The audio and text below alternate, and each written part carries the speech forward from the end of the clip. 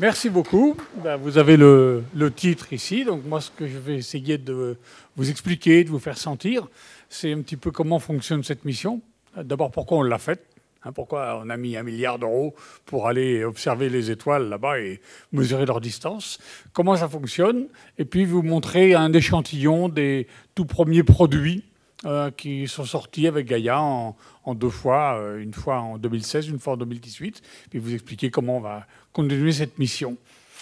Alors, on a en une planche, quand j'ai besoin de résumer Gaïa en une planche, je sors une planche comme celle-ci, où j'explique rapidement les points essentiels de cette mission. C'est presque des mots-clés. Donc c'est une mission spatiale de l'Agence spatiale européenne. Donc on est bien dans l'espace, on va aller observer à partir de l'espace, au-dessus de l'atmosphère, même très loin par rapport à l'atmosphère.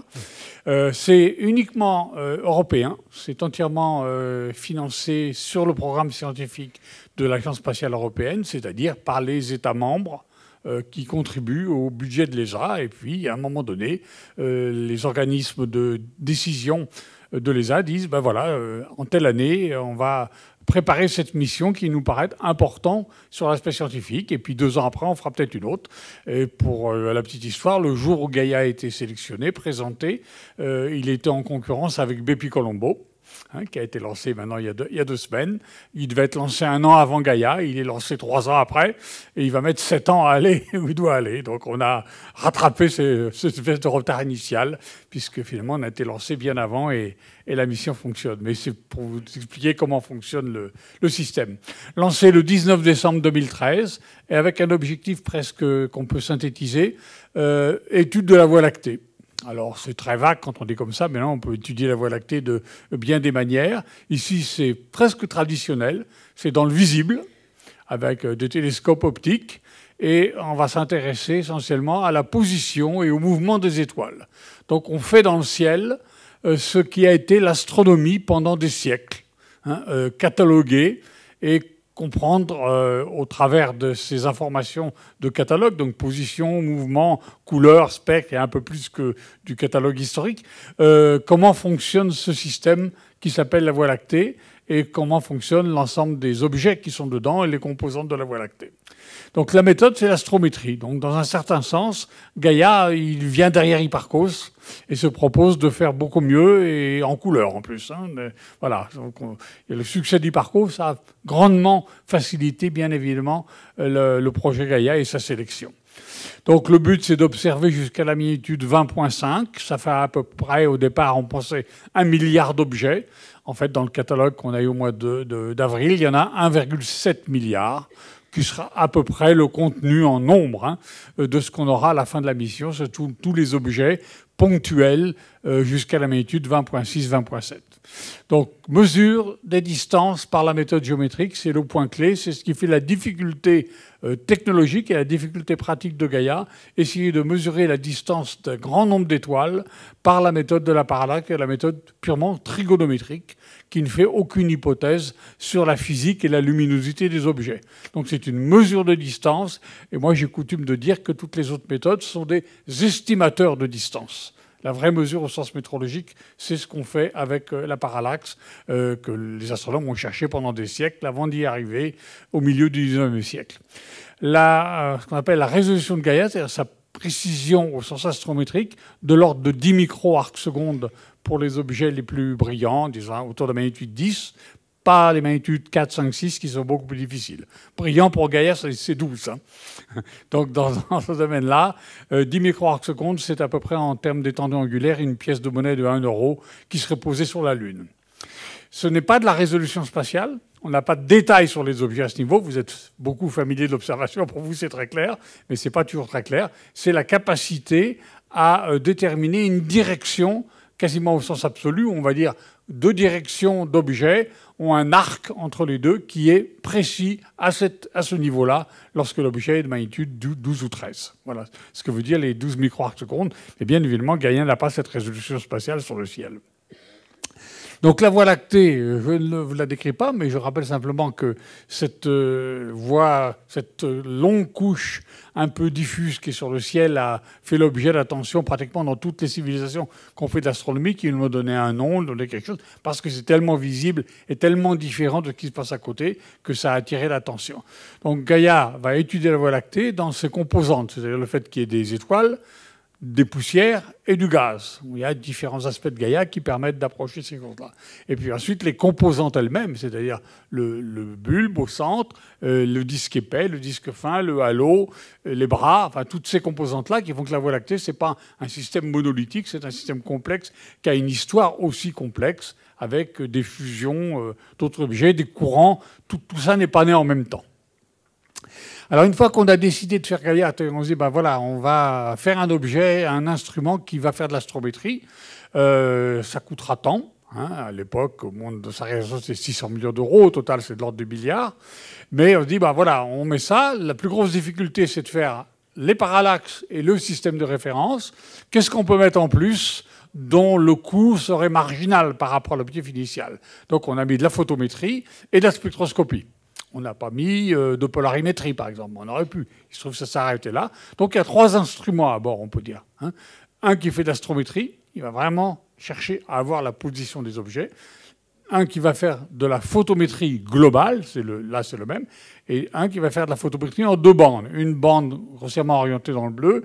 Une bande plus dans le rouge, couvrant le spectre. Et puis un spectromètre, avec une résolution, pour les familiers de la résolution, de l'ordre de 12 000, qui va avoir une bande très étroite et ne va pas jusqu'à magnitude 20, bien évidemment, parce que la lumière est étendue. Ça va jusqu'à la magnitude 16. Et son objectif, c'est à la fois les vitesses radiales, donc le 6e paramètre, hein, la vitesse dans la ligne de visée, et puis les propriétés physiques des objets, hein, la température, la composition chimique, la gravité, toutes ces choses-là sortent des observations spectrométriques.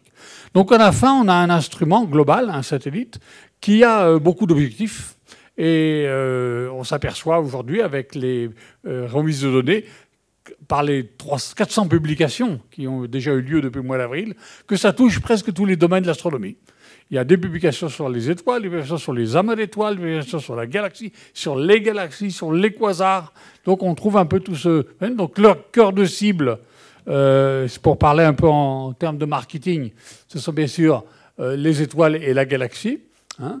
Et puis à côté, il va y avoir les exoplanètes qui vont venir, les étoiles doubles, les exoplanètes, et les petites associations, les amas ouverts, les amas globulaires, les exoplanètes. Le système de référence, donc cette fois-ci avec le système solaire, pardon, avec les objets les plus proches qu'on peut voir, donc les petites planètes, plusieurs centaines de milliers. Le système de référence construit de façon autonome avec des quasars, des tests de relativité générale et puis des éléments sur les galaxies externes, en particulier des facteurs de forme, des détections, du catalogage. Il y a un aspect catalogage. Donc la première question que je vais aborder, c'est pourquoi on met tant d'efforts sur la distance. Tant d'efforts, c'est à la fois de l'argent et des moyens humains. Le DEPAC dont on a parlé, qui fait le traitement, c'est 450 personnes en Europe, hein, qui s'occupent que du traitement. Ils ne s'occupent pas de faire des publications scientifiques. Ils font du traitement. Donc c'est un gros effort.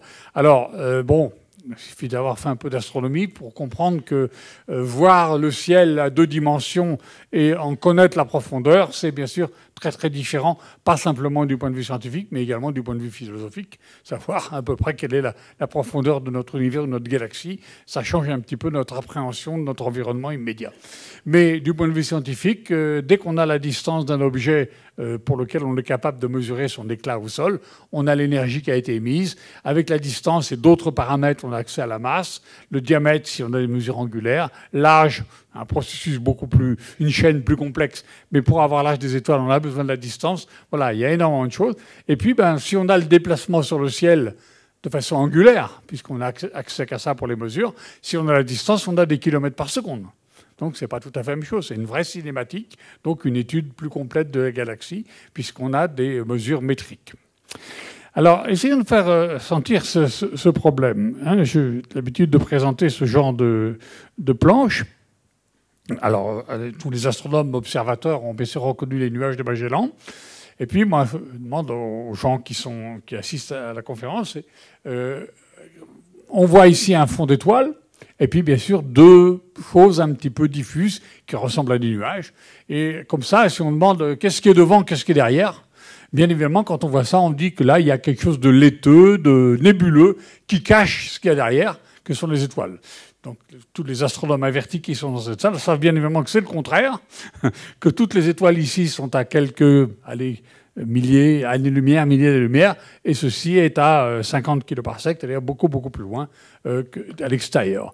C'est-à-dire qu'en regardant le ciel comme ceci, projeté sur la sphère céleste, on ne peut pas avoir la moindre idée de ce qui est devant, de ce qui est derrière, tout comme on ne peut pas avoir la moindre idée de quelle est la distance comparée à nos étalons, c'est-à-dire la taille de la Terre, la taille du système solaire, en admettant qu'on la connaisse. Donc je vais essayer de vous faire sentir ce problème avec une petite animation dont l'idée m'avait été donnée par mon collègue Uli Bastian de Heidelberg. Voilà, donc on dessine ça ici, et bon, bah alors moi... Pour nous qui sommes habitués, on se dit ben, c'est une route, et puis on a mis des petites choses ici pour planter des arbres ou mettre des éclairages, en faisant bien attention à ne pas éclairer le ciel, bien sûr. Et puis il y a une ligne de fuite qui nous indique en gros qu'il y a une partie en bas à gauche qui est devant, une partie... Déjà là, c'est un peu culturel, parce qu'on a l'habitude de cette représentation purement conventionnelle, un petit peu de la perspective. Et puis je vous mets une voiture ici, puis une voiture ici. Et puis on pose la question, quelle est la voiture la plus proche? Donc bien évidemment, qu'est-ce qu'on va dire? Je vois bien, c'est la route, ça s'en va là-bas, la voiture la plus proche, elle est en bas à gauche, la voiture la plus éloignée est derrière.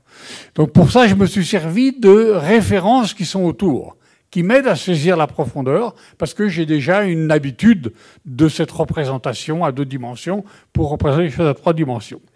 Alors on complique un petit peu la chose. Si je n'ai plus ça, bien évidemment, dans la salle, puis c'est fait pour vous piéger, vous voyez, la voiture en bas à gauche est plus proche. Pourquoi? Parce que c'est les 2 mêmes voitures, j'ai une idée de la taille, ça fait 4 mètres, il y en a une qui angulairement, je vois beaucoup plus petite que l'autre, avec cette hypothèse implicite, qui n'est pas forcément formulée, bien évidemment, on répond que la voiture en bas à gauche est plus proche que l'autre, mais il y a toute une chaîne d'éléments qu'on n'explicite pas, pour le dire. Puis on regarde une possible réalité qui serait, voilà, ceci. Donc on a été trompé, éventuellement, parce qu'on a fait des hypothèses qui n'ont été corroborées ou vérifiées par rien. On s'est servi d'un environnement culturel. Donc quand on est sur le ciel, on est aussi démuni. On n'a pas plus d'informations, on n'a pas assez d'informations. Donc toute tentative hors d'une mesure un peu sérieuse est pratiquement vouée à l'échec. C'est-à-dire qu'il y aura une hypothèse. Et même quand on a estimé la distance des étoiles avant de faire les mesures trigonométriques, il y avait toujours une hypothèse. En gros, les étoiles sont comme le Soleil, il n'y a pas une dynamique de luminosité entre elles, et donc si j'envoie une faible et une brillante, c'est probablement que la faible est plus loin. C'était raisonnable. En l'absence d'informations, c'est une hypothèse raisonnable dont on sait aujourd'hui qu'elle est fausse. Donc c'est simplement pour attirer l'attention. La difficulté de mesurer les distances, c'est effectivement d'être sûr qu'on n'a pas fait d'hypothèse implicite qui pourrait ruiner, bien évidemment, toute la chaîne de raisonnement. Donc Gaïa va le faire, on va expliquer tout à l'heure comment, c'était simplement pour attirer l'attention sur cette difficulté. Donc Gaïa est lancé de Kourou le 19 décembre 2013, c'était au petit matin, tout s'est très bien passé, il faisait très beau, tous les gens qui m'assistaient ont eu un très bon moment, et puis une demi-heure, 3/4 d'heure après, on a su que non seulement il s'était bien séparé de la tête du fusée Soyuz, mais aussi que les panneaux solaires avaient été déployés, qui est le point le plus important pour ceux qui attendaient que ça fonctionne, puisqu'une mission peut s'arrêter une demi-heure après s'il y a un phénomène. Donc comment ça se présente, Gaïa? Vous allez comprendre ce problème du déploiement. C'est une grosse machine. Donc voilà comment c'est dans le ciel. C'est en gros un gros chapeau mexicain, quoi. Ça fait 10 mètres. Donc c'est gros, 10 mètres. Donc c'est déployé, c'est pas mis comme ça dans la tête de la fusée, c'est collé comme un parapluie, ça doit s'ouvrir. Et ça s'est bien ouvert dans les temps voulus.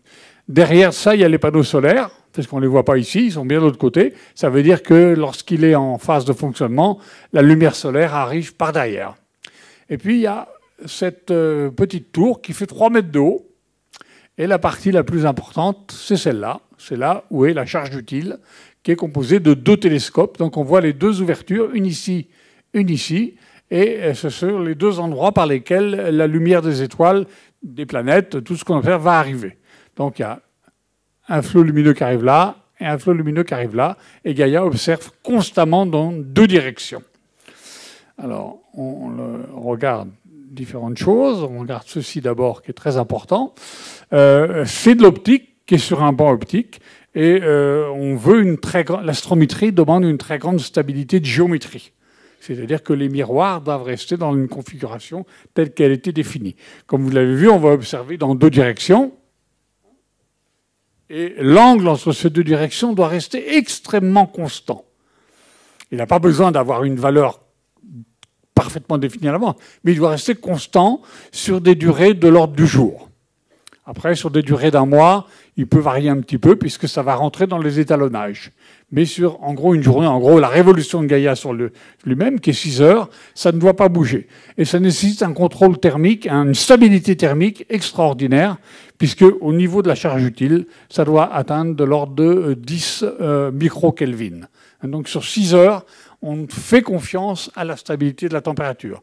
C'est un système passif. C'est de l'isolation thermique par différentes couches et le fait que le Soleil, la géométrie par rapport au Soleil est constante. Le Soleil est de ce côté-là toujours à 45 degrés de l'axe. Là, ça ne bouge pas. Ça. 45 degrés, ça peut être 45,2, mais ça doit rester fixe. En fait, c'est 45 de façon très très précise. Donc la stabilité géométrique pour l'environnement thermique est essentielle.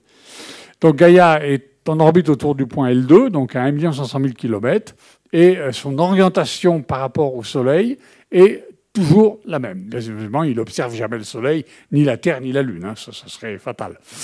Donc il y a ces 2 télescopes qu'on voit ici, qui font donc 1,45 m sur 0,50 m, donc en gros 0,7 m². Un qui va observer dans la ligne de visée avant, et un autre qui observe dans la ligne de avant ici et arrière ici, ça dépend dans quel sens ça tourne. Mais ce qui est important, c'est qu'à tout instant, on a 2 champs du ciel qui sont imagés de façon unique sur un système de détection unique. Donc ces 2 champs sont repliés l'un sur l'autre, si je puis dire, et on les ramène ici. C'est-à-dire que les étoiles apparaissent sur ce plan focal, qui est un gros système d'appareils photo numériques. Simplement, il y a 1 milliard de pixels. Et au lieu de faire 2 cm, si c'était full frame, ça fait à peu près, pas tout à fait 1 mètre, 70 à 80 cm. Donc c'est quelque chose à peu près comme ça. Comme ça, c'est une grosse mosaïque de CCD avec 1 milliard de pixels. Donc on va le regarder un petit peu derrière, parce que c'est le cœur du système de mesure de Gaïa. Donc il est, voilà la distance, on la voit ici, 1,04 m, hein, quand on prend tout. Il y a 106 CCD qui ont différentes fonctions, donc on ne va pas les détailler ici. Il y a une partie qui sert uniquement à la détection. On ne sait pas à l'avance qu'il va y avoir une étoile. Hein, si Gaïa n'a pas un catalogue embarqué avec 1,7 milliard d'objets, on ne les connaît pas en plus. Donc Gaïa est autonome dans la détection, il doit être capable de reconnaître qu'une étoile est rentrée quelque part dans un des 2 champs. Donc, c'est ces 2 séries de CCD.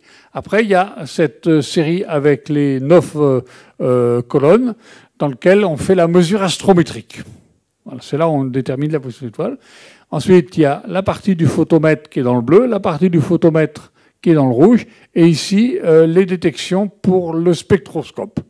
Donc, alors, quand une étoile arrive, on la voit ici, elle arrive à gauche, ça passe à l'astrométrie, pof, on étale. Donc, il y a 2... Ici, c'est étalé par des prismes, et ici, c'est un spectro, quoi, donc avec un étalement important. Hein, même si le dessin est le même, c'est pas du tout la même résolution. Donc ça s'appelle un spectrophotomètre, et là, c'est un spectroscope au sens strict. Donc les étoiles passent dedans, et on est capable d'observer simultanément plusieurs dizaines de milliers d'objets dans le champ.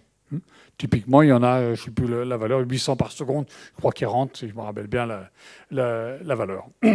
Donc, ici, mesure astrométrique, mesure spectrophotométrique et spectroscopie. Et ici, détection.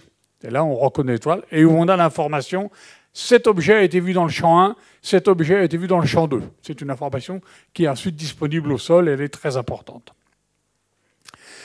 un facteur assez unique de Gaïa par rapport à des instruments, même par rapport au sol, c'est que la résolution spatiale, ça ne veut pas la précision de pointage ou de résolution angulaire au sens astrométrique, est comparable à celle du HSC, c'est-à-dire qu'on est capable de séparer deux objets si leur séparation sur le ciel, dans le sens du balayage, est supérieure à 0,25 secondes. C'est-à-dire qu'à la fin, Gaïa produit une carte du ciel complète. Le HSC ne fait pas, ce n'est pas son objectif de faire ça. Une carte complète du ciel avec une résolution spatiale de l'ordre de 0,25 secondes, ce qui, bien sûr, est quelque chose qu'on ne peut pas faire du sol pour l'ensemble du ciel, même si localement, avec l'optique adaptative, on peut faire mieux dans des tout petits champs. Mais là, c'est tout le ciel qui est couvert. Alors, regardons un peu ce qui se passe sur une journée. Vous allez voir que les nombres sont quand même assez impressionnants. Voilà une journée typique de Gaïa. 24 heures d'exploration, hein, minuit à minuit d'un jour. Gaïa tourne sur lui-même, il observe tout le temps. Hein. Il y a environ 50 millions d'objets qui sont détectés, essentiellement des étoiles. Hein, c'est-à-dire qu'il y a 50 millions de sources qui sont rentrées hein, dans les deux lignes de colonne CCD et qui ont été détectées. C'est-à-dire qu'on a à bord, l'ordinateur a dit « Attention, là, il y en a une, on est prêt à faire la mesure astrométrique, prêt à faire la mesure photométrique et la mesure spectroscopique si c'est le cas. » Il y a tout un tas de choses qui se mettent en place pour le faire à bord.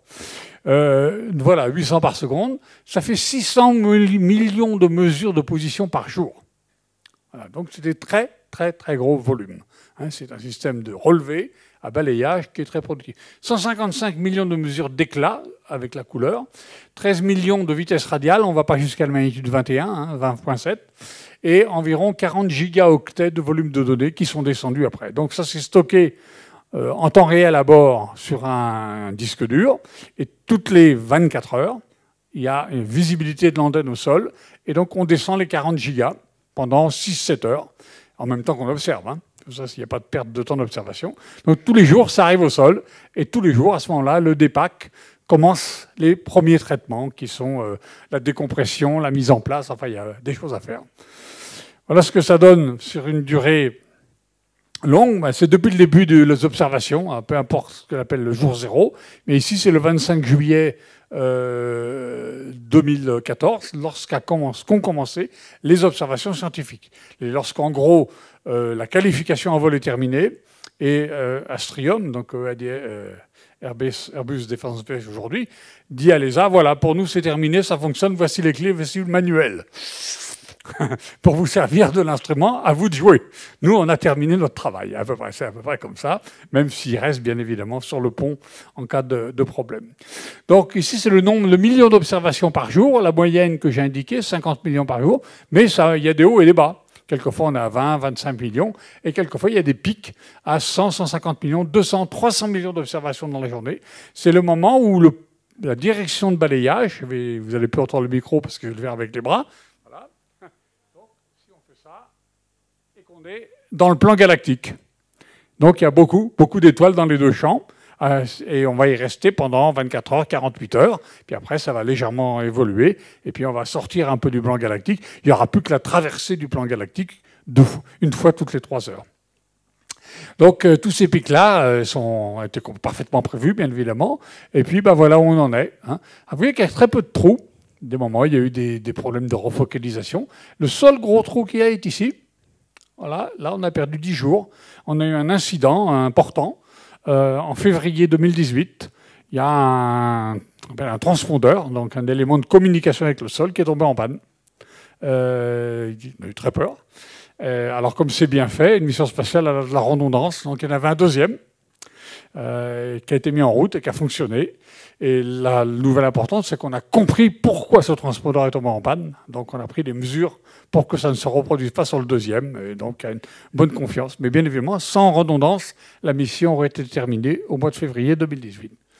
Et puis, il y en a un tout petit bout. On va le regarder ici. Je vais faire un zoom. Ça va vous indiquer le soin avec lequel une mission spatiale est gérée. Donc, voilà, on est tout au bout. C'est tout neuf. C'est tout neuf. Donc, c'était le 8 octobre. Vous voyez, alors moi, je fais ce monitoring assez régulièrement. Puis quand j'ai vu ça, je ne savais pas qu'il y avait eu donc j'ai réécrit à l'ESA, qu'est-ce qui s'est passé? Oui, on a fait quelque chose de spécial pour se protéger contre les seins des draconides. Donc le sein des draconides, qui peut produire des micrométéorites, Donc à ce moment-là, au centre des opérations, donc à l'ESA, à Darmstadt, ils ont décidé d'anticiper. Ça s'appelle une protection de risque. Et donc ils ont arrêté les observations, on a orienté Gaïa de façon à ce que le bouclier soit dirigé vers la zone de venue des météorites. Et pendant en gros 24 heures, il y a une interruption de données qu'on voit là. Donc le système s'arrête de tourner sur lui-même, il est mis dans un mode de protection. Et puis 24 heures après, on essaie de le remettre en route. On remet en route. Et on doit le remettre en route de façon à ce que ce qu'on observe le 9 octobre soit exactement ce qui avait été prévu avant. C'est-à-dire qu'il faut le remettre en rotation à la vitesse très précise à laquelle Gaïa tourne et que la direction qu'on observe soit celle qui aurait eu lieu s'il n'y avait pas eu d'interruption. Donc c'est excessivement difficile. Et vous voyez, il y a un écart extrêmement mince, c'est-à-dire que la direction visée est à 2 secondes de celle qu'on aurait eue en continu, ce qui n'est pas grave. Hein. On a une marge d'une trentaine de secondes. Hein. On est largement dedans. Mais ça indique la maîtrise qu'il peut y avoir au centre des opérations pour piloter, au sens strict, un satellite et faire en sorte qu'il n'ait pas d'ennui. Alors, encore un petit élément qui indique que ça fonctionne, j'aime beaucoup montrer ça de façon extraordinaire. Donc, ce que je vais vous présenter, c'est, voilà, Gaïa tourne sur lui-même, on l'a dit, de façon très précise, suivant une loi de description du ciel qui est préprogrammée. C'est-à-dire qu'on a décidé comment on devait décrire le ciel. Ce n'est pas un mouvement naturel. C'est-à-dire que si on ne pilote pas, il ne fait pas cette loi-là. Il va tourner et puis ça ne va pas changer de direction, etc. Donc c'est fait avec des petits moteurs à gaz. Il y en a 12, 2 x 6, qui envoient des petites pichenettes comme ça d'azote qui servent à maintenir ce qu'on appelle l'attitude et l'orientation du satellite et la bonne vitesse. La vitesse, c'est capital, la vitesse de rotation. Si on s'écarte de la vitesse nominale, on ne peut plus observer. Et donc, si vous connaissez la position des objets, prenons de l'équasar, puisqu'on a des bonnes positions, l'orbite de Gaïa autour de L2, et puis L2 autour du sol, de la Terre, du Soleil. La rotation de Gaïa, c'est-à-dire son orientation très précise, vous êtes a priori capable, vous avez les outils, plus un ordinateur, pour dire quelles sera la région du ciel observée le 12 juillet, aujourd'hui, allez, on le fait à l'avance, ou le 12 juillet 2019 à 14h12 minutes 23 secondes. Pour a priori faire ce calcul. Donc on fait ce calcul pour les objets, on regarde quand est-ce qu'ils vont être observés, et ici je vous présente la comparaison entre des calculs faits 6 mois à l'avance à peu près, et puis au moment où on a observé. Vous voyez, les écarts sont de l'ordre de, au maximum, 1/100 de seconde de temps. C'est-à-dire qu'on est capable de... ça tourne tellement régulièrement, enfin, ou ça suit de façon tellement près la loi théorique qu'on a assignée, qu'on peut prédire quand un objet, une étoile, une planète, même une planète, c'est plus compliqué bien sûr comme calcul, va être visible dans le champ de Gaïa. Et à quel endroit du champ? C'est pas simplement à le moment. Dans quel CCD et dans quel pixel de CCD Gaïa va détecter l'objet. Alors, bon, c'est utile pour le fonctionnement, c'est utile pour des prédictions, mais surtout, ça montre que les opérations sont d'une régularité parfaite et que c'est un objet qui fonctionne, comme je l'ai mis, comme une montre. Alors, venons au balayage. Le balayage. Donc, il y a des contraintes. On veut observer tout le ciel. Et cependant, c'est un système qui tourne sur lui-même. Donc, si je le fais tourner sur lui-même, voilà, donc mon Gaïa avec un axe, si je fais ça, voilà un diagramme un petit peu plus compliqué, mais en gros, vous avez l'axe de Gaïa ici, et s'il tourne sur lui-même, je vais décrire un grand cercle du ciel, et puis je vais revenir sur moi-même. Et puis je recommence pendant 6 heures, et je reviens sur moi-même. Donc si je ne fais rien, je vais rester tourner autour d'un axe de rotation qui est fixe, et je vais décrire toujours le même plan dans le ciel. Alors, je vais avoir beaucoup d'observations de peu d'objets, mais en plus, je ne peux pas faire de parallaxe. C'est-à-dire, si je n'ai pas un changement de géométrie lorsque je passe devant les objets, je ne peux pas, en fait, revenir à la position à 2 dimensions, c'est-à-dire alpha, delta. Je ne répète pas. Donc, il y a beaucoup de raisons qui font que Gaïa doit balayer complètement le ciel. Alors, pour ça, qu'est-ce qu'on va faire? Ça fait 6 heures. On va légèrement bouger l'axe, de façon à ce qu'au bout de 6 heures, on ne revienne pas sur nos pas. Voilà un exemple. Voilà, on part ici. Hop, 6 heures après, c'est plus le même plan. Et je recommence. 6 heures après, ça sera le plan. Donc ça, l'axe va décrire ici un espèce de petit cercle sur le ciel, centré sur le Soleil, avec une période de 62 jours. Et puis pendant ce temps-là, le Soleil avance, 62 jours, il aura avancé de 62 degrés, et puis au bout d'un an, il aura fait un tour. Donc globalement, ce plan va changer, et on va finir par passer partout dans le ciel. Donc voilà ce qui se passe dans l'exploration du ciel au cours de la remise de données qui a eu lieu au mois d'avril. La partie du ciel qui a été couverte, on est passé partout. Ce n'est pas uniforme. Vous voyez, à droite, c'est le nombre moyen d'observation qu'on a en fonction de la position. Donc typiquement 10 à 15 dans les endroits les moins observés, en gros le long de l'écliptique. Et puis il y a des zones où c'est beaucoup plus dense, où on arrive à 40, 50, 60 observations, voire même 100 dans certains cas, qui ont été un peu particuliers. Donc ça, c'est ce qu'on a au bout de 22 mois. Aujourd'hui, on en est là, après 51 mois. Donc il y a encore quelques zones d'irrégularité, mais on commence à être passé assez régulièrement partout, même si ce ne sera jamais uniforme. Il y aura toujours cette petite zone à 45 degrés de latitude écliptique qui sera plus observée que la zone au voisinage du plan de l'écliptique. Et puis en fin de mission, donc après 5 années, on devrait avoir ceci. Et si la mission est étendue comme elle le sera, alors on est en train d'étudier un système, en gros, pour combler un petit peu les irrégularités, mais on pourrait rester comme ça et recommencer 5 ans de plus comme ça. Vous voyez que les nombres qui sont là, en moyenne, au bout de 10 ans, il y aura une centaine d'observations en moyenne sur le ciel, des endroits où c'est légèrement inférieur, dans le plan écliptique, donc pour les petites planètes en particulier, et puis des zones, au contraire, où on a une densité d'observation plus élevée, c'est-à-dire un échantillonnage temporel plus important, qui est intéressant pour les étoiles variables, par exemple, hein, ou les orbites d'étoiles doubles, avec 120, 130 observations. Et puis 10 ans, il faut multiplier par 2. Donc l'orbite de Gaïa, la Gaïa, il est donc au point L2. Je crois qu'on a parlé du James Webb Telescope ce matin, c'était là, je crois qu'il va être là-bas également. Donc c'est un point particulier dans le système solaire qui se trouve sur la ligne Soleil-Terre, au-delà de la Terre, à 1,5 million de kilomètres, qui a un certain nombre d'avantages. Il y a une extrême stabilité de rayonnement, il y a une grande stabilité d'environnement thermique, qu'on n'a pas tout à fait dans une orbite géostationnaire et qu'on a encore moins à basse altitude. Le prix à payer, bien évidemment, c'est que les communications soient un peu plus difficiles, parce que c'est plus loin, donc il faut des plus grosses antennes. Ce point-là, c'est un point donc, nommé en l'honneur du mathématicien Joseph Louis Lagrange, qui est une zone de relative stabilité du potentiel qui se passe là. C'est-à-dire que pour faire les mises à poste et maintenir le satellite au voisinage de ce point-là, il n'y a pas beaucoup d'énergie.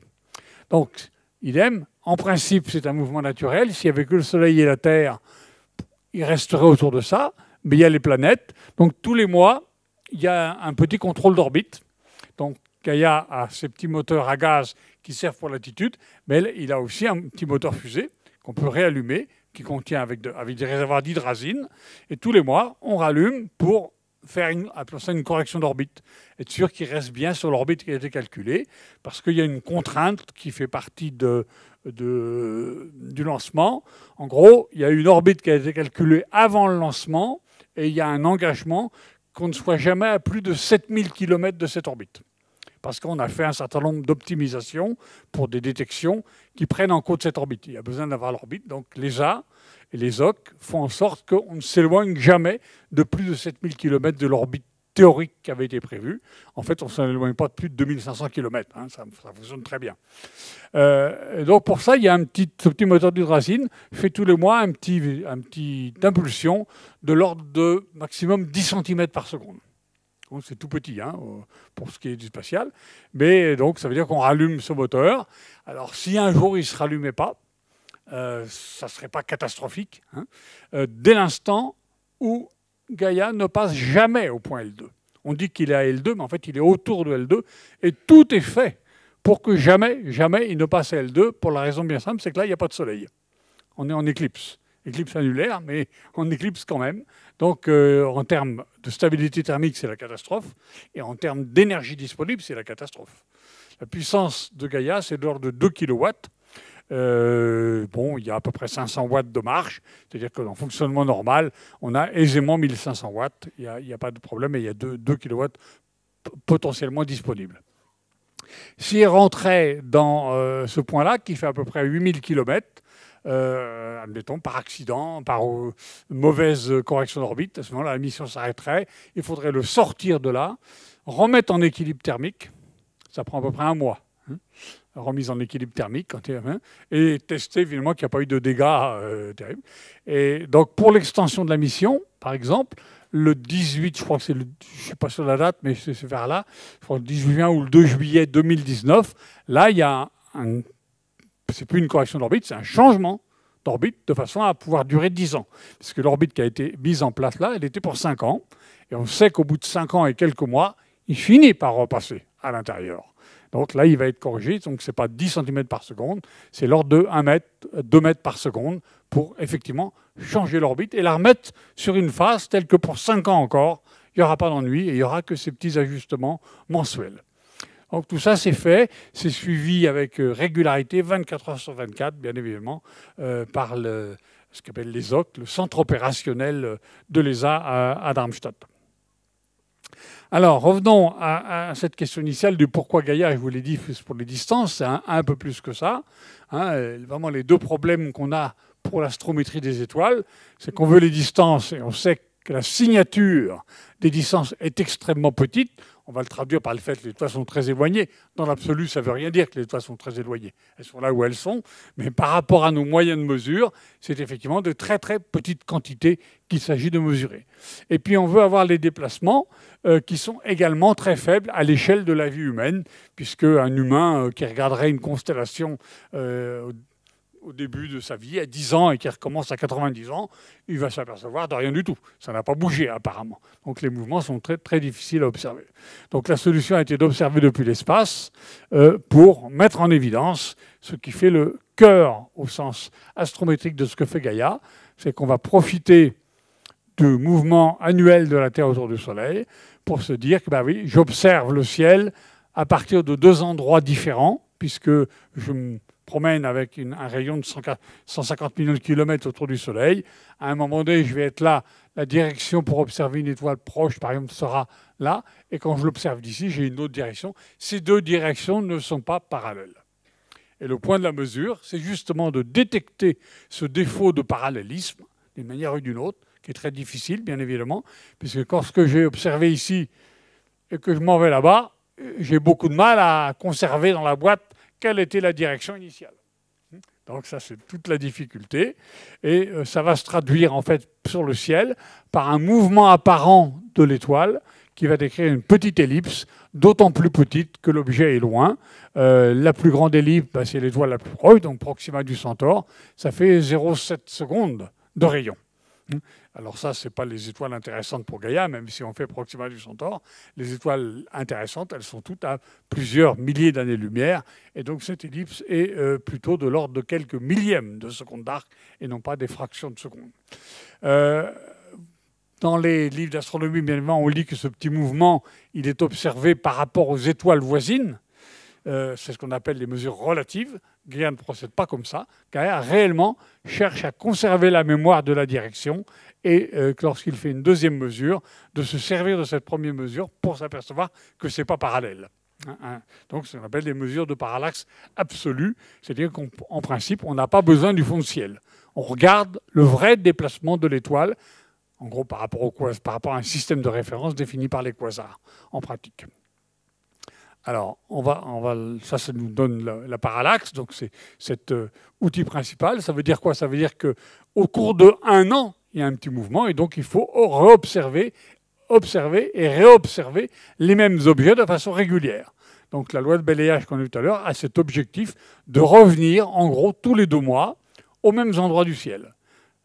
Observer les objets. C'est comme ça qu'on arrive à observer 100-120 fois au cours de 5 années, de façon pas tout à fait régulière, mais relativement régulière. Le mot régulier n'est pas très important. Ce qu'il faut, c'est revenir. Et c'est important pour nous. Le deuxième élément, donc, c'est les mouvements. Donc, quand on parle du mouvement des étoiles, bien sûr, on ne parle pas de ceci. On parle de quelque chose de beaucoup plus petit, qui sont, voilà, un exemple typique. La Grande Ourse, si je prends une base de temps beaucoup plus longue que les 5 ans de la mission, on va le faire sur 100 000 ans. Vous avez probablement tous vu ce genre de schéma. Voilà comment était la Grande Ourse avec les mêmes lignes qui joignent les mêmes objets, puisque c'est un calcul, on sait ce qu'on fait. Dans le ciel, ça pourrait être plus difficile si on n'avait que 2 images.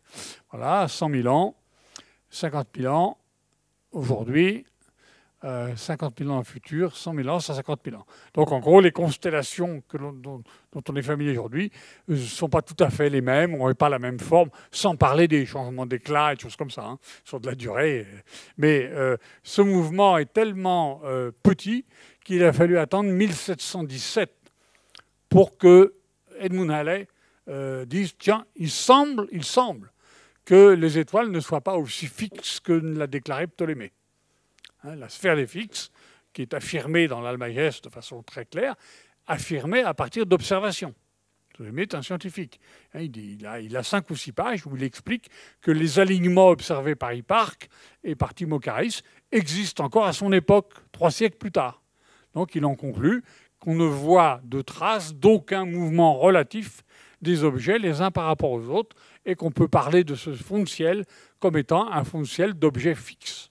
C'est ça qu'il voulait dire. Fixes les uns par rapport aux autres. Hein, c'est ça. Bon, Halley, en 1717, indique que Arcturus, Aldébaran et je crois Procyon ont probablement bougé par rapport à l'écliptique, par rapport aux données qu'avait Ptolémée. Ceci a été ensuite confirmé de façon quantitative par Jacques Cassini, 20-30 ans plus tard, observatoire de Paris, et ensuite Thomas Mayer en Allemagne, qui a fait le premier catalogue de ce qu'on appelle les mouvements propres, c'est-à-dire le mouvement réel de l'étoile, et non pas un mouvement apparent, un vrai déplacement des étoiles les unes par rapport aux autres. Et c'est bien sûr l'objectif de Gaïa de faire ça, parce qu'on ne peut pas faire les parallaxes sans faire de mouvements propres. Donc vous avez à peu près la description de base de la mission et la façon dont on s'est proposé, et la façon dont on le fait réellement avec ce satellite qui balaye le ciel en continu en engrangeant tous les 24 heures, en moyenne, 600 millions de mesures astrométriques. Un gros volume.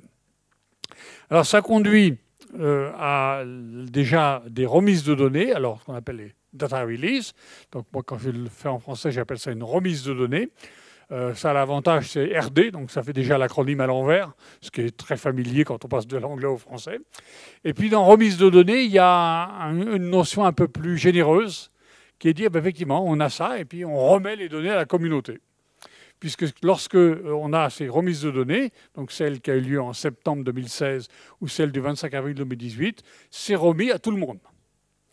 Toute personne, astronome, pas astronome, qui est suffisamment compétent pour aller dans des bases de données et comprendre ce que c'est qu'une position, une parallaxe, un mouvement propre, c'est des gros catalogues, peut aller se connecter sur le site de Gaïa ALESA et rechercher son étoile favorite, extraire les milliers d'étoiles sur lesquelles il a envie de travailler, aller chercher la parallaxe d'un objet pour lequel il est intéressé, pour autant qu'il soit dans la liste. Une des difficultés par rapport disons, à des astronomes, c'est que Gaïa n'est pas fait pour les objets brillants. Donc on est très très pauvre sur les objets de magnitude 2, il n'y en a pas. Et puis entre 2 et 5, il n'y en a pas tous. Et la qualité n'est pas à ce qu'on pourrait attendre lorsqu'on va vers les objets brillants. Les objets brillants, c'est difficile pour eux. À partir de la magnitude 7-8, on n'a plus de problème. Hein. Même si c'est brillant, il n'y a pas de grosses difficultés. Mais les très brillants auxquels on est habitué lorsqu'on fait de l'astronomie amateur sont plus difficiles. Mais j'insiste bien, toutes ces données, alors pas simplement la position, les données photométriques, les données spectroscopiques, toutes celles qui ont été mises à disposition le jour de la remise de données, sont accessibles à la même heure, et de la même manière pour tout le monde, y compris les gens qui travaillent sur Gaïa. Nous n'avions aucun privilège, aucun temps réservé sur le catalogue et une interdiction morale de se servir des résultats qu'on connaissait à l'avance, bien évidemment, parce qu'on le traitait, pour faire des publications, pour préparer quelque chose, ou les communiquer à quelqu'un d'autre. Et le système fonctionne très bien. Hein. Il n'y a eu aucune fuite particulière, aucune même plainte des gens qui y travaillent pour dire que ce n'est pas normal. C'est quelque chose qui a été accepté dès le début, et ça fonctionne bien comme ça. Alors, comme on l'a dit, il y a beaucoup d'objectifs finalement à la fin. Et on peut voir dans les données qui ont été mises à la disposition du public en avril, il y a du système solaire, il y a des étoiles, il y a des éléments complémentaires sur la Voie lactée, c'est-à-dire pas simplement les objets individuels, mais d'autres informations.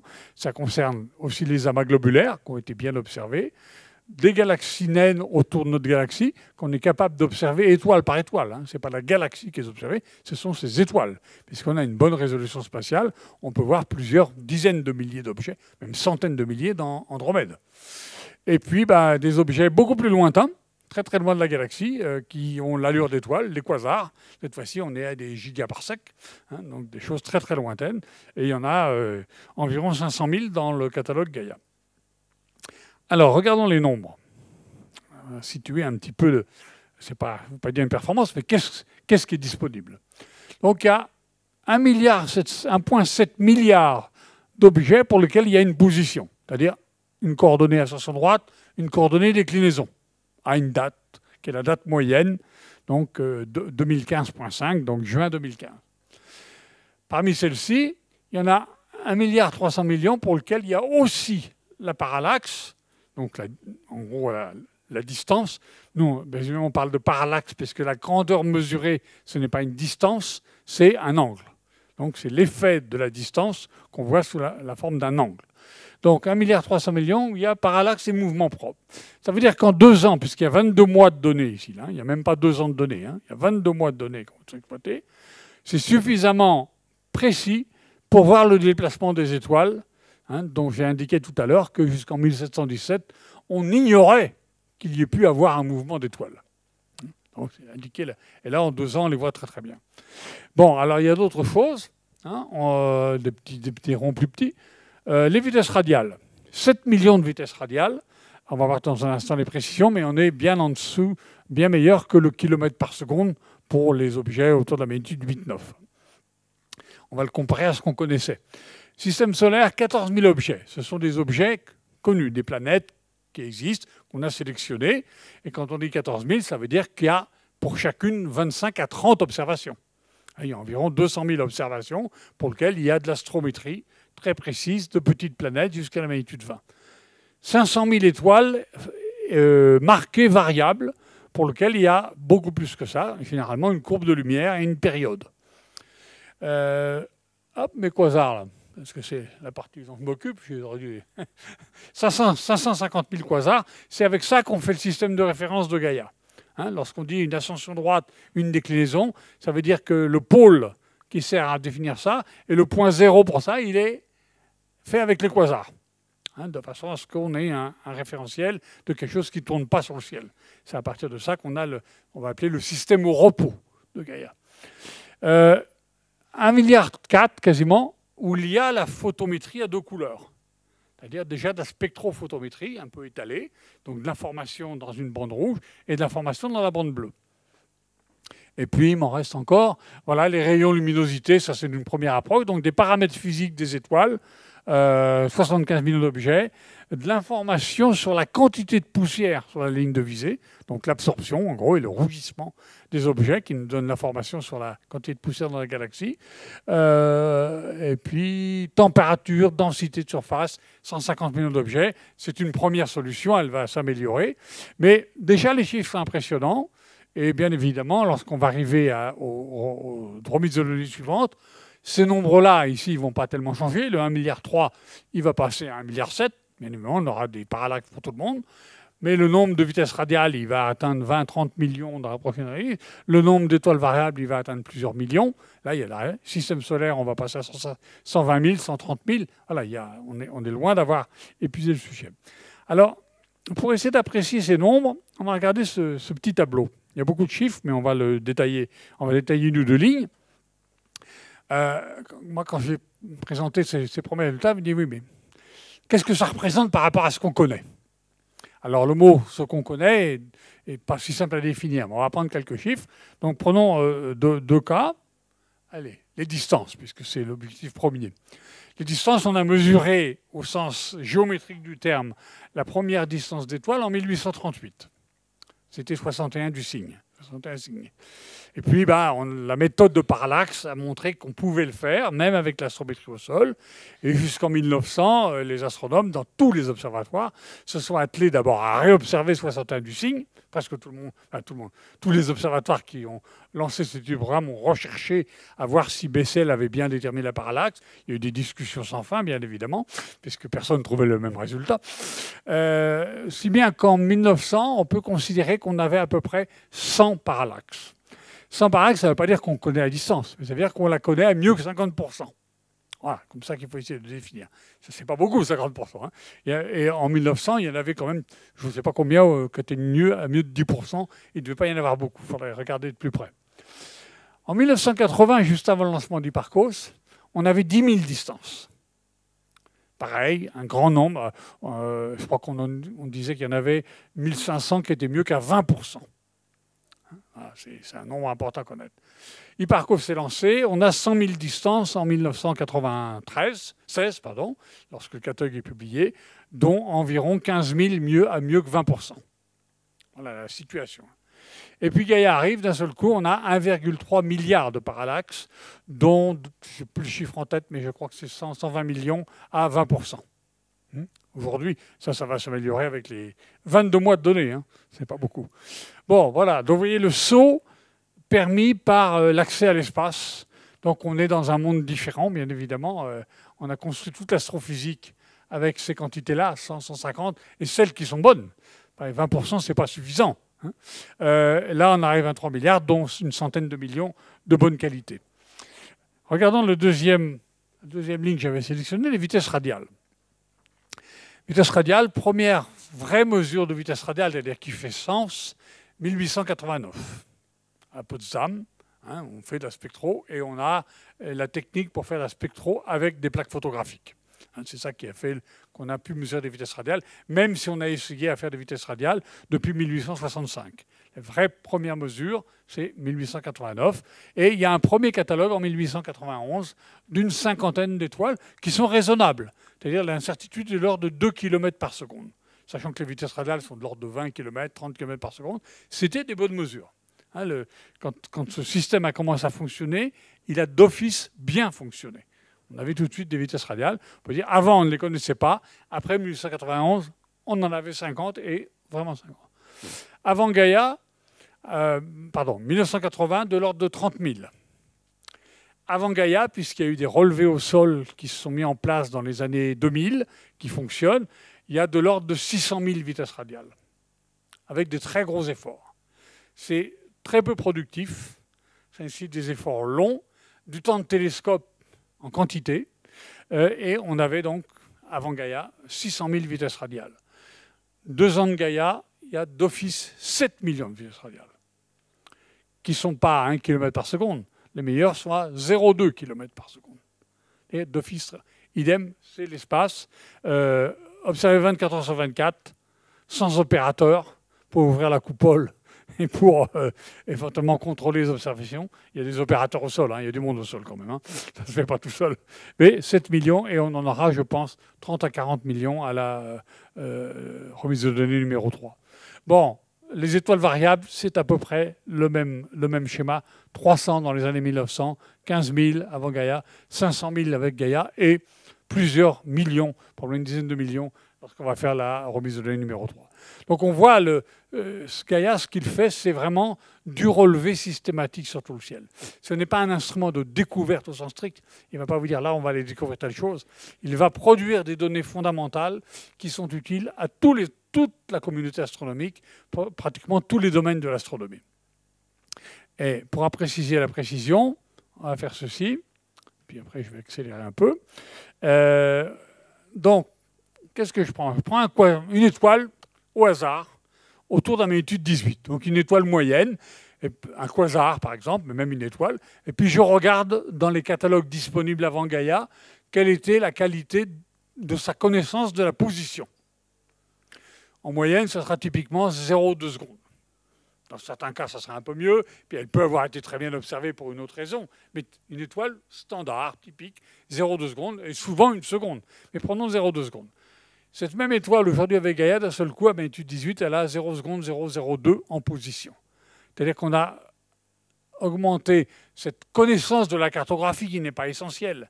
Mais d'un seul coup, la zone d'incertitude dans laquelle se trouve l'étoile est diminuée légèrement d'un facteur 1000 et diminuée en surface d'un facteur 1 million. Donc la concentration de vos plombs de chasse sont diminués dans un facteur énorme. Imaginons qu'on fasse l'inverse, c'est-à-dire qu'au lieu d'améliorer la précision, pour saisir ce que veut dire ces 3 ordres de grandeur, je dégrade. Pas d'un facteur 1000, parce que c'est plus de l'astronomie, je dégrade d'un facteur 100. De Gaïa, je vais à 2 secondes. Où est-ce que c'était l'astronomie à 20 secondes? C'est Tycho Brahe. Voilà. Donc, en quelques années, grâce à l'accès à l'espace, on fait autant, plus même, d'amélioration en termes de précision sur la position. Il y a bien d'autres facteurs que la précision de position. Mais prenons celui-là, qui est équivalent au saut qui a eu lieu entre Tycho Brahe et la période pré-Hipparcos. 0 seconde 2, l'étoile standard, magnitude 18. Voilà. Donc c'est pour situer cet apport de Gaïa, c'est-à-dire tout ce qui va être fait à la suite de ça, parce que d'un seul coup, on a un catalogue d'une très grande précision, avec bien d'autres choses que la position, bien évidemment. C'est pas suffisamment expliqué. Alors regardons quelques résultats pour finir, pour vous montrer ce que ça représente ces données. Le ciel en couleur. Donc cette carte, c'est la carte un peu iconique de la remise de données numéro 2. Alors, elle est bien à montrer parce qu'elle est magnifique. Ce n'est pas une photo. C'est, en gros, on prend des pixels et chaque pixel a une intensité de couleur, de luminosité proportionnelle au flux qu'on a détecté dans ce pixel. Donc on prend tous les objets d'un pixel, il y a un certain flux, et c'est ça qui est représenté ici. Donc ce n'est pas une photo, ce n'est pas une carte non plus, parce que ce n'est pas objet par objet, c'est une carte de puissance. Alors bien évidemment, on retrouve la galaxie, on retrouve beaucoup de choses, bien sûr des galaxies, les nuages de Magellan, les amas globulaires, le 47 Toucan, et puis plein de petites choses comme ça, qui sont soit des amas ouverts, soit des amas globulaires, soit des galaxies externes qui sont résolues en étoiles.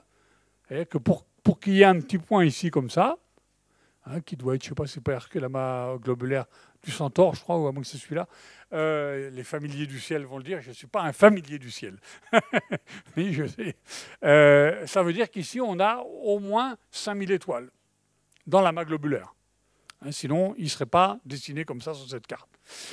Alors, pour faire justice à ce qu'est Gaïa, si je voulais faire cette même carte avec la résolution spatiale de Gaïa, avec la qualité de la précision de localisation.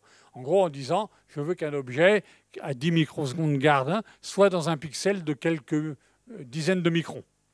Il faudrait une carte de 20 km.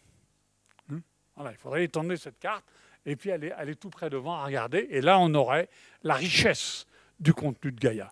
Donc ça, c'est une carte trompeuse. Elle est intéressante, elle est belle, on voit des détails extraordinaires. Les filaments ici, quand on les agrandit, on voit des choses. Et idem, j'insiste bien que ce n'est pas une photo, c'est une représentation d'informations qui est disponible dans Gaïa. Alors ça, voilà, par exemple, les nuages de Magellan, on va les voir dans un instant avec le même type de représentation. Donc ça, c'est le ciel en couleur, mais il y a la couleur du ciel. Ce n'est pas tout à fait pareil que le ciel en couleur.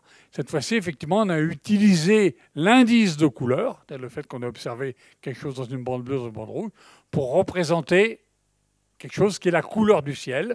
Pareil, on prend des pixels et on fait la moyenne de cet indice de couleur dans chacun des pixels et on le représente sur le ciel. Et ça correspond bien sûr à des indices de couleur qu'on a ici entre moins 0,5, probablement 0,5 jusqu'à 3. On retrouve de nouveau le plan de la galaxie. Très marqué.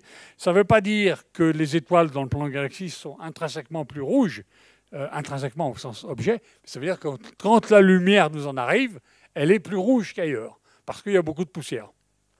Donc, en gros, le dessin qu'on a là, c'est aussi une image de la distribution des poussières dans la galaxie. Et il est tellement vrai que si vous comparez cette image à la suivante, qui est cette fois-ci effectivement l'indice d'extinction, donc qui provient d'un autre type d'information, il y a une parenté bien sûr évidente entre les deux. Et ici, on voit l'extinction en magnitude en fonction de la latitude galactique, elle est flagrante. Mais en plus, on voit énormément de détails dans ce plan que je n'ai pas le temps, bien sûr, de montrer un par un. Mais on peut agrandir ces cartes à l'écran avec un ordinateur parce que les détails sont excessivement fins. Alors, deux petites choses supplémentaires qui sont dans cette crise. La mesure de vitesse radiale. Donc voilà un spectre sorti de Gaïa. Ce qui nous intéresse, nous, c'est les 3 raies qui ne sont pas marquées, c'est les raies du calcium.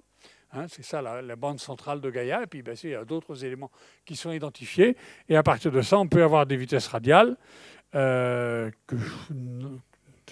n'est pas la courbe que je voulais montrer. Donc on va simplement montrer le résultat.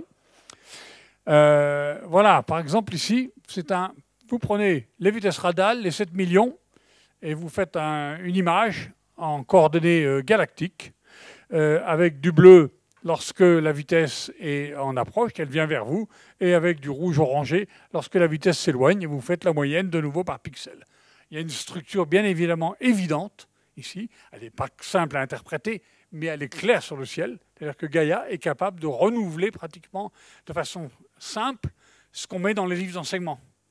Alors comment ça s'interprète ici? Ça s'interprète que cette partie-là, vue du Soleil, tend à s'éloigner. Par exemple, il y a un phénomène de rotation globale. C'est l'effet de la rotation différentielle de la galaxie qui est directement visible sur ce diagramme. Pas simple à interpréter parce qu'il y a un deuxième phénomène qui vient avec, qui est aussi le mouvement du Soleil, propre du Soleil dans la galaxie. Mais c'est absolument magnifique de voir ce type de diagramme qui sort de façon très simple. Des étoiles variables, vous voyez qu'il y en avait 500 000. Voilà à gauche, par exemple, une distribution sur le ciel des étoiles variables à longue période, donc des périodes qui dépassent les 6 mois, 1 an. On a la même chose pour les céphéides, pour les Lyrées. Donc on voit qu'on en a beaucoup dans le nuage de Magellan, qu'on a dans la galaxie. Et puis ici, c'est très intéressant, c'est comme on a 3 bandes photométriques, à la fois la bande blanche, la bande centrale, la bande bleue, la bande rouge, et que les observations se font au même instant, on peut étudier les courbes de lumière dans les 3 bandes. Là, il y a de l'information scientifique très importante. On s'aperçoit bien que l'amplitude, par exemple, dans le bleu n'est pas la même que l'amplitude dans la lumière blanche, l'amplitude dans le rouge non plus pour cet exemple-là. Et il y en a environ 70% des mesures pour lesquelles on a plus de 20 observations ont aussi des courbes de lumière dans les 3 bandes photométriques. Ça, c'est tout récent, c'est une publication qui vient d'être faite. Ces gens sont intéressés aux étoiles qui ont des grands mouvements propres. Donc on a le mouvement propre, on a la distance et qu'on a la vitesse en km par seconde. Donc les gens ont cherché les étoiles qui avaient des vitesses qui dépassaient probablement 100 km par seconde. Et c'est pour ça, effectivement, j'ai appelé ça étoiles filantes. Ce sont des étoiles qui, en gros, ne sont pas dans notre galaxie au sens strict, semblent la traverser, certaines à partir de la galaxie, semblent la quitter, et d'autres, il y en a 70, je crois me souvenir, le nombre qui est dans celui-là, d'objets qui ont une trajectoire très particulière et qui semblent des étoiles errantes, comme ça, qui vont traverser la galaxie en passant. Voilà le nuage de Magellan avec une très bonne résolution, le même type de carte que tout à l'heure, ce n'est pas objet par objet ici, ce sont des flux de lumière. Et voici par exemple le premier. Ça, c'était fait juste après la publication de la DR2. C'est des moyennes sur les mouvements propres des étoiles qui sont directement reportées, et puis en enlevant un facteur commun à toutes les étoiles, de façon à ramener ça à quelque chose qui ne bougerait pas au centre du nuage. Bon, ça parle tout seul, bien évidemment. Le fait qu'il y a un mouvement de rotation globale, une barre, tout ça, c'est très visible. Et c'est encore plus visible ici, même si c'est plus difficile à voir à la distance. Cette fois-ci, on prend les objets un par un, et puis on prend la vitesse et on le déplace pendant 10 000 ans, 20 000 ans, 50 000 ans. C'est ça qui est tracé, donc ça retrace le vecteur. Et idem, on voit ici un champ de vitesse, comme s'il y avait de l'eau qui s'écoulait. C'est extrêmement clair. Un autre petit résultat, puis après je vais terminer. En étudiant les vitesses de certains objets dans la galaxie, des collègues hollandais et français ont montré qu'il y avait une interaction, qu'on appelle l'interaction du Sagittaire, il n'y a pas longtemps, et qu'il y a comme des rides dans la galaxie. Ça a déformé une sous-population de la galaxie, pas toute la galaxie. Il y a une espèce de ride, un peu en escargot, qui a donné ça sur les vitesses qu'on voit rien qu'en regardant les champs de vitesse. La quantité de travail est relativement limitée, mais c'est l'équivalent d'une perturbation qui a eu lieu, alors je ne sais plus la durée, si je crois que c'est 200 ou 300 millions d'années, une perturbation par quelque chose qui est passé près de la galaxie. Un petit quelque chose sur les lentilles gravitationnelles. Je vous ai dit qu'on avait de la résolution spatiale comparable au HST, c'est-à-dire qu'on peut séparer des objets très proches les uns des autres. Ici, les petits points noirs, ce sont des observations individuelles, c'est-à-dire lorsqu'on détecte Hein, ce n'est pas du traitement. On détecte, on sait à peu près où est l'objet. Donc ça reflète les détections. Et puis les deux croix bleues, ben, il se trouve que là, dans la DR2, il y a deux solutions individuelles, déjà très très bonnes, de deux sous-images de cette lentille gravitationnelle. Mais on sait que les données sont présentes pour ces deux images-là, et également pour la galaxie centrale. Donc dans la DR3, très probablement, on aura des solutions astrométriques comme il n'y a jamais eu pour les lentilles gravitationnelles. C'est-à-dire que tout ça, c'est au niveau, c'est sub-milliard secondes. Hein. La précision de localisation est en dessous le millième de seconde d'arc. Et c'est à la magnitude 19. Je finis avec le système solaire. Là, ça représente les objets du système solaire qui sont dans les 14 000, avec 350 000 mesures, qui sont localisées. Alors, il y a des petites zones où il y en a eu plus. Ce n'est pas sur le ciel, c'est le balayage de Gaïa. Hein, c'est que pendant les 22 mois, il se trouve qu'ici, on est déjà revenu 2 fois, alors qu'ici, on n'est pas encore revenu 2 fois. Tout ça, ça va s'homogénéiser dans le temps. Donc, le catalogue n'est pas homogène. Et idem, pour faire sentir la précision de l'observation, je reprends mon image des plombs qui sont quelquefois tirés sur les panneaux de signalisation, mais on peut le faire dans des zones, dans des stands de tir de façon équivalente. On reporte ici, voilà, les observations existantes. C'est-à-dire que dans la base de données des petites planètes, vous allez chercher les observations, et puis vous faites le calcul par rapport à la meilleure orbite, et ce qu'on dessine, c'est l'écart.